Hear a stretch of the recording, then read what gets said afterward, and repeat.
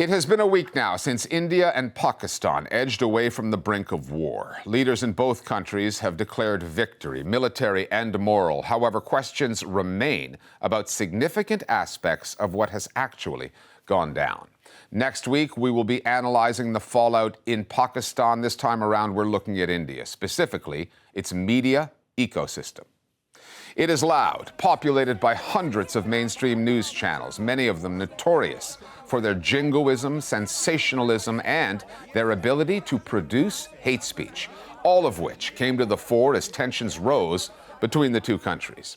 Many of India's alternative media outlets, a number of them founded and staffed by refugees from the mainstream space, have tried to fill the void, but their reach does not compare with bigger, better-funded corporate outlets. Just how pivotal might this moment prove to be for the Indian mainstream media?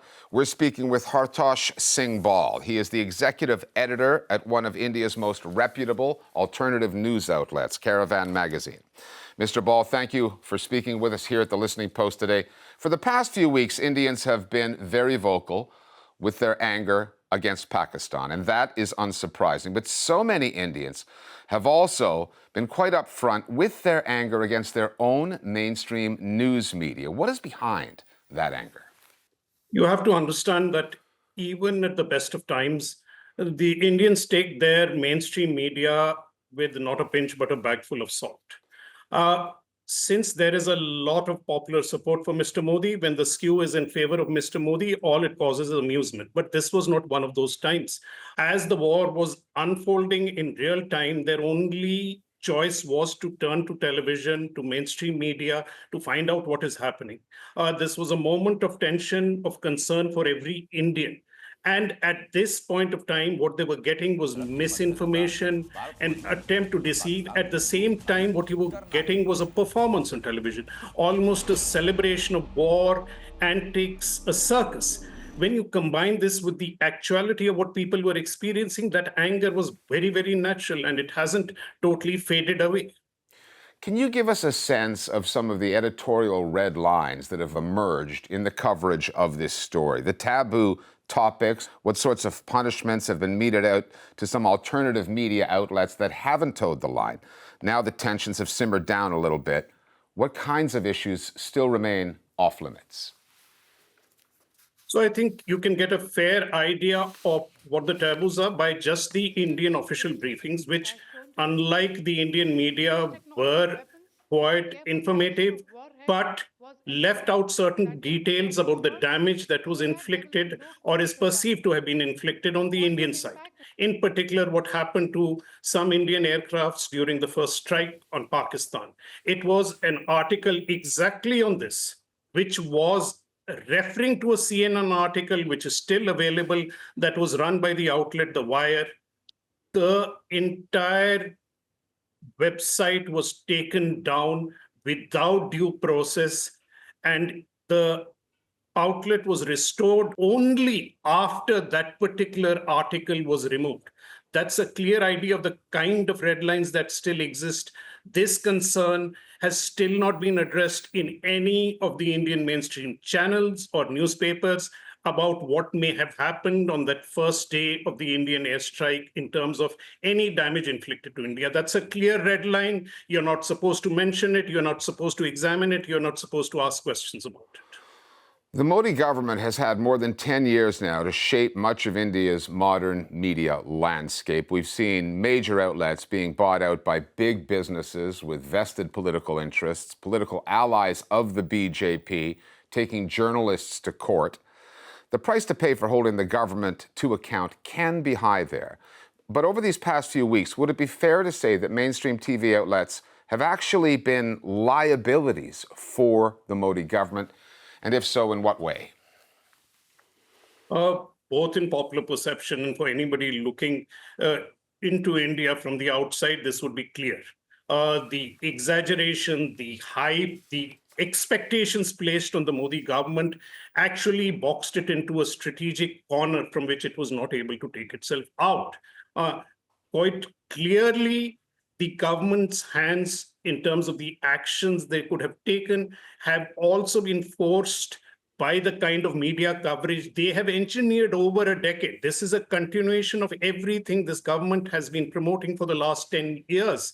But the government itself does not see it in this fashion, despite the questions that were raised about Indian propaganda because of the media rather than what was said in the official briefing. There was a huge amount of skepticism. But for some reason, this government does not see it as damage, while it is clear to everybody else that it has been very damaging.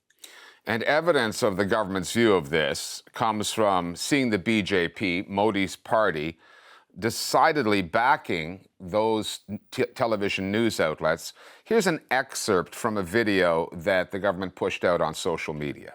Bharat का media ये बता रहा था कि पाकिस्तान मार खा रहा है, पिट रहा है और भारतीय सेना के शौर्य के बारे में हम आपको बता रहे हैं, तब भारतीय मीडिया को ही एक कोऑर्डिनेटेड अटैक करके टारगेट कर दिया। एक इकोसिस्टम ने ऐसा भयंकर माहौल बना दिया कि भारतीय मीडिया तो सब गलत दिखा रहा। दिक्कत ये थी कि कई राष्ट्रवादी लोग भी इस नैरेटिव में फंस गए। Quite clearly, the reason that the BJP endorses that media landscape, the reason why it has come out so much in support of it is what has shaped the last 10 years. This is the media outlet that has been both used to bolster the government, but it has also been used to cut down, criticize, and attack all those who question any propaganda narrative. It is directed against those who questioned, wanted to know the truth, wanted to analyze, wanted to weigh where we stand, wanted to understand what the government's strategic interests were. And this is signaled by what is happening in other parts of the media. In a recent article, a journalist very close to the BJP in a centrist outlet actually wrote a piece which said that we are fighting a war on 2.5 fronts. The 2 fronts are Pakistan and China. The half front is the people inside who are asking questions, people who supposedly are weakening India from within by asking questions, by posing questions about what the government wants to do, what it wanted as an aim in this war.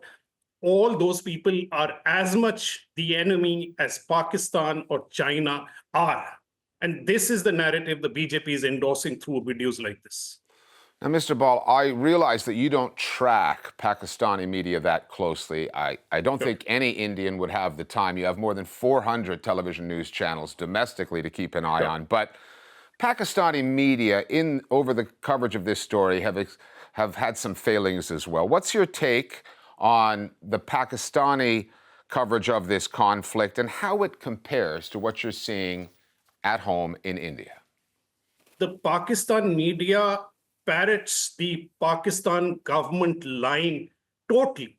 And in Pakistan's case, you were getting misinformation and spin and fake news from the official briefings itself. At no point, even in small alternative outlets in Pakistan, did you get any questions asked.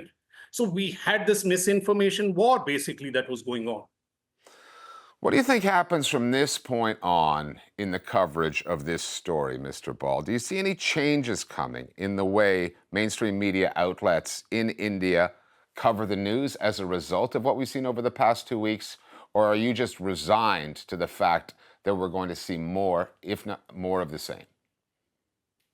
Well, beyond certainly resigned, we will rage against it, but I do not expect anything to change.